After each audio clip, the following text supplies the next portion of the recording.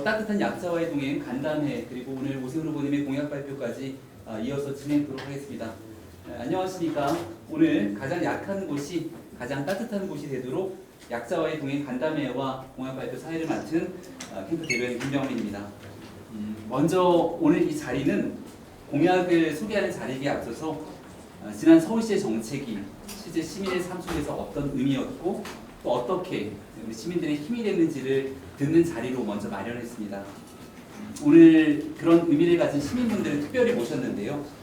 서울론을 통해서 자신의 가능성을 다시 확인한 청년, 그리고 희망의 인문학을 통해서 삶의 방향을 다시 붙잡은 시민, 또 가족들을 돌보면서 내 자신의 미래까지 지켜낸 청년, 이런 네 분의 이야기를 통해서 서울이 앞으로 누구와 어떻게 동행해야 되는지에 대한 이야기들을 함께 깊이 나누고자 합니다. 특히 오늘 행사에 앞서서 공개적인 자리에 함께 하시는 것이 어려웠을 수 있고 또 고민이 됐을 텐데 본인의 경험들을 많은 시민들과 공유하고 더 따뜻한 서울을 만들기 위해 나와주신 시민분들께 감사하다는 말씀 먼저 드립니다. 자, 그럼 행사에 앞서 오늘 참석해 주신 분들을 먼저 소개해 드리겠습니다. 제일 먼저 이주빈 시민님께서 참석해 주셨습니다. 두 번째 박기업 시민님께서 참석해 주셨습니다. 그리고 강세원 시민님께서 참석해 주셨고요. 서세훈 후보님 참석해 주셨습니다. 서문민경님은 마지막에 소개드린 이거 시민선대위원장이셔서 서문민경 시민선대위원장님 참석해 주셨습니다. 그럼 본격적으로 오늘 행사를 시작하겠습니다. 제일 먼저 오늘 후보님의 환영 인사를 먼저 청해 듣고 그 다음 여기 오신 분들의 이야기들을 추가로 청해 듣겠습니다. 예. 앉아서 얘기 드려도 괜찮겠죠? 예, 앉아서 하겠습니다. 예, 이렇게 오늘 사실은 이 자리가 더 따뜻하고 더 건강한 삶의 질 특별시를 향한 여정에서 더 따뜻한 도시, 더 따뜻한 삶의 질 도시에 해당하는 공약을 오늘 말씀을 드리는 자리이긴 합니다만 그 전에 우리 서울시의 따뜻한 정책들을 직접 경험하신 분들 모셔서 그 말씀을 듣고 그 경험자들이 직접 경험하셨던 바가 더 많은 시민 여러분들께 확산될 수 있는 그런 기회를 아마 요청하시지 않을까 싶고요. 그런 시민 여러분들의 바람을 담아서 오늘 공약을 말씀드리는 그런 의미를 담았습니다. 아마 이 자리에는 희망의 인문학을 통해서 새롭게 삶의 의지를 다지신 두 분, 그리고 가족 돌봄 청년이라고 우리가 흔히 부르는데요.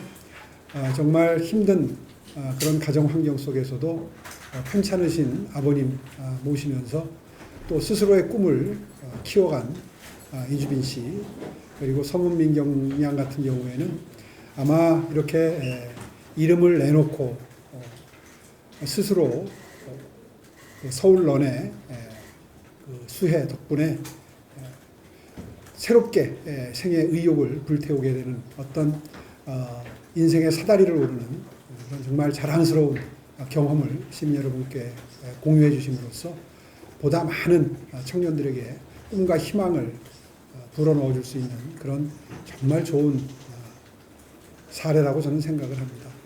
이렇게 네 분이 함께 해주셔서 정말 제가 힘이 나고요. 오늘 드리는 약자와의 동행 시즌2라고 할까요? 이 새로운 공약을 이분들의 경험을 바탕으로 해서 설명드리게 된 것을 정말 뜻깊게 생각합니다. 네 분 말씀 간단히 듣고 그리고 서울시가 제가 준비한 공약 말씀드리겠습니다. 네, 후보님 말씀 감사합니다. 오늘 네 분 중에서 첫 번째 말씀을 먼저 이주빈 시민님께 청해 들었으면 하는데 잘 알고 있는 것처럼 가족 돌봄 청년이라고 얘기를 합니다. 본인의 미래를 돌보기도 쉽지 않은 시간에 가족들과 함께 했던 지난달 이야기를 이주빈 시민님께서 먼저 말씀해 주시겠습니다. 네, 안녕하세요. 저는 이주빈이라고 합니다. 현재는 프리랜서 아나운서로 활동을 하고 있고요. 저 같은 경우에는 20살 때 아버지가 뇌질환으로 좀 중증 장애 겸 뇌질환을 얻게 돼서 서울로 좀 올라와서 치료를 좀 받게 되었는데요. 그 이후로 제가 아빠를 간병한 지 9년 차가 벌써 되었습니다. 9년 차가 되었는데 서울에 처음에 올라왔을 때는 막 눈 뜨고 막 코 베어간다 뭐 할머니가 그러실 정도로 좀 어떻게 서울에서 살아남아야 할까 이런 생각을 좀 많이 했던 것 같아요. 저 같은 경우에는 좀 큰 일을 겪고 제가 생각하던 학업과 진로에서 조금 벗어나는 삶을 좀 살게 되면서 주위 친구들이랑 좀 비교를 하고 상황에 대해서 좀 절망하는 순간들도 분명히 있었을 것 같은데 그 순간순간마다 좀 힘을 내야겠다 하는 생각으로 열심히 지금까지 좀 살아왔던 것 같습니다. 그 중간에 좀 영캠이라는 서울시 복지재단에서 좀 활동하는 저와 비슷한 환경에 처한 친구들이 있구나라는 걸 좀 알게 되면서 서로서로 좀 위안도 얻고 도움도 좀 많이 받게 되었던 것 같습니다.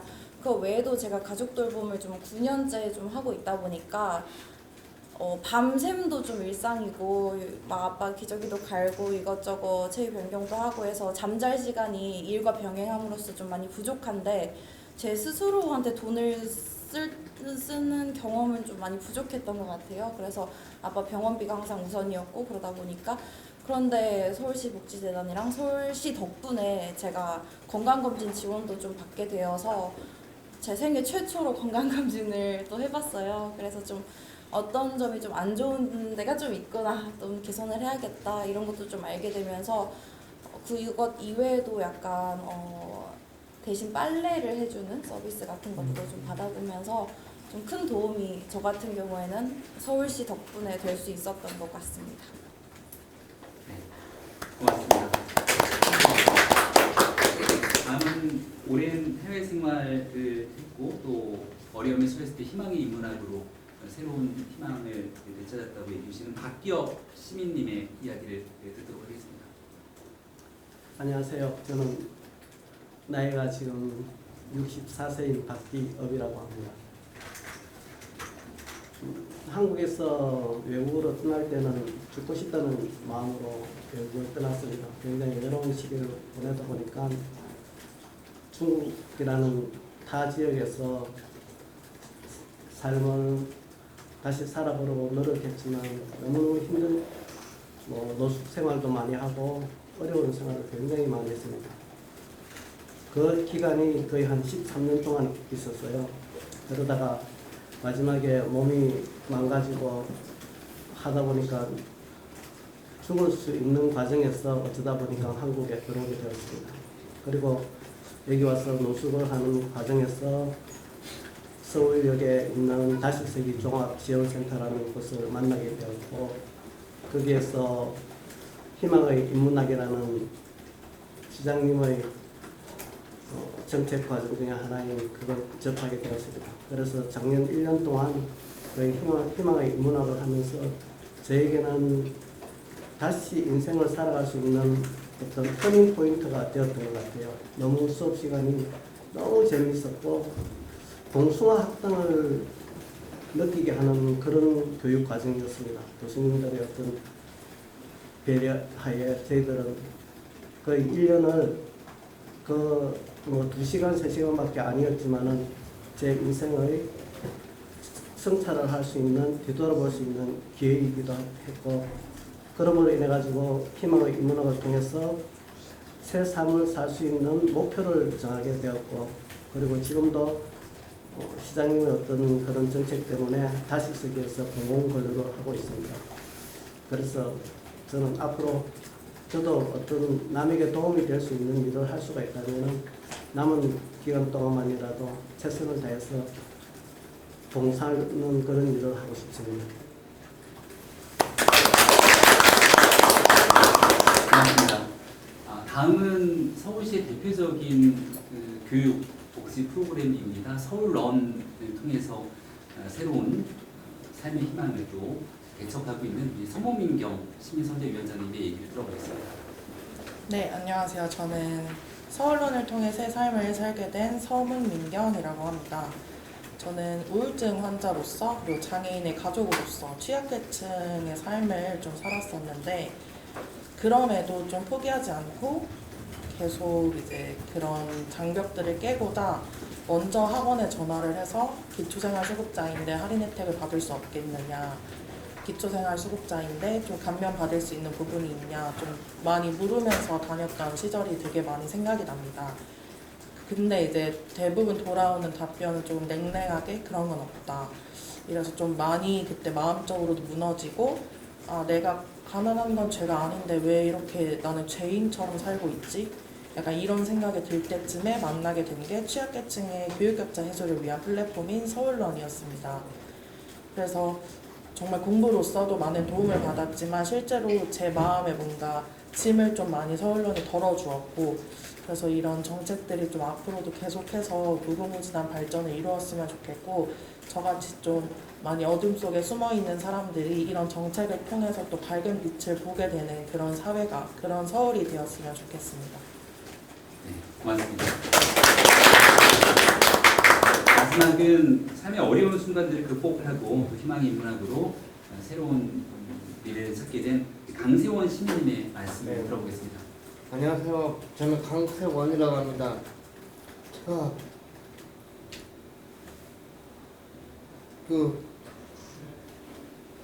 결혼하고 결혼식에 갔다 거기서 파업 친구가 나타나서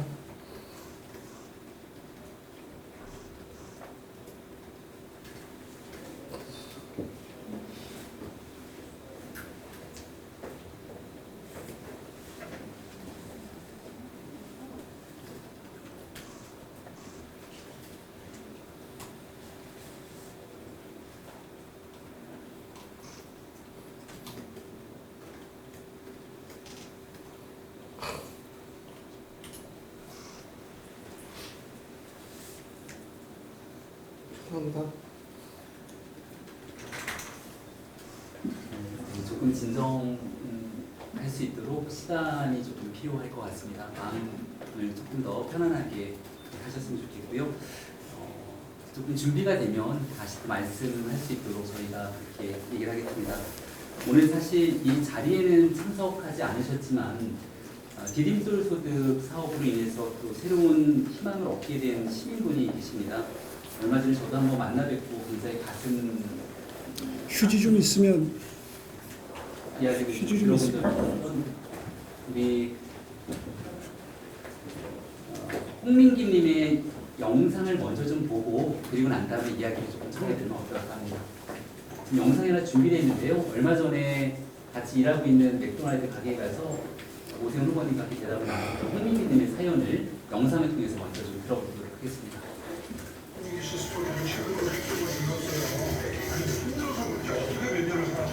낮에는 소속이라고 저녁 때는 또 가서 공부하고 취업하게 되고 아버지가 보육 연고 양쪽이 없어지셔가지고 그러다 보니까 제가 그냥 24시간 하는 아버지 취업을 하게 되죠. 원리가 뜨거워서 기다리고 기록을 시켜도 아이고 그걸 초등학교 몇 학년 때부터? 6학년 때부터 6학년 때부터 지금 대학년까지 한 거야 돼요. 네, 그래서 어머니 최근에 일하셨다가 해고를 나갔어요.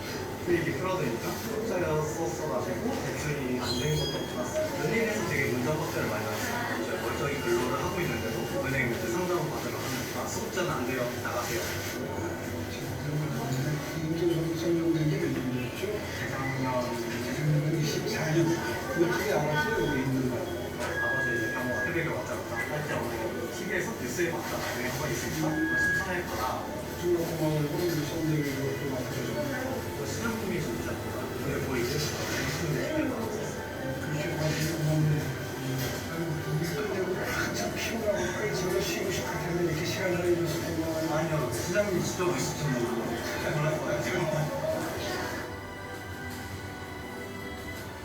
시장님께서 청년들을 위해서 정책을 많이 준비해 주시고 많이 힘써주신 걸 느껴서 이번에 참여하게 된 거고 응하게 된 것 같습니다.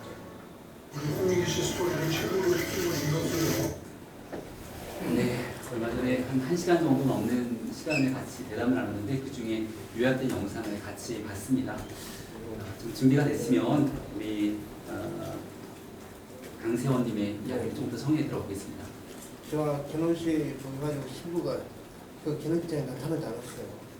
그래가지고 거기서 저는 그 상태 한 하루 하루를 딱 기다리다가 해가지고 집에 딱 갔었죠. 근데 집에서도 하루를 더 기다려보자고. 그래도 이틀을 기다려도 연락이 없는 거예요. 아, 하원이구나. 그래가지고 거기서 건강하신 어머니는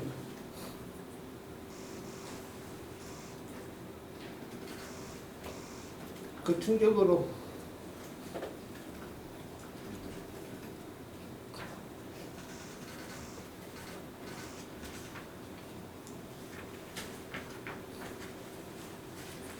병을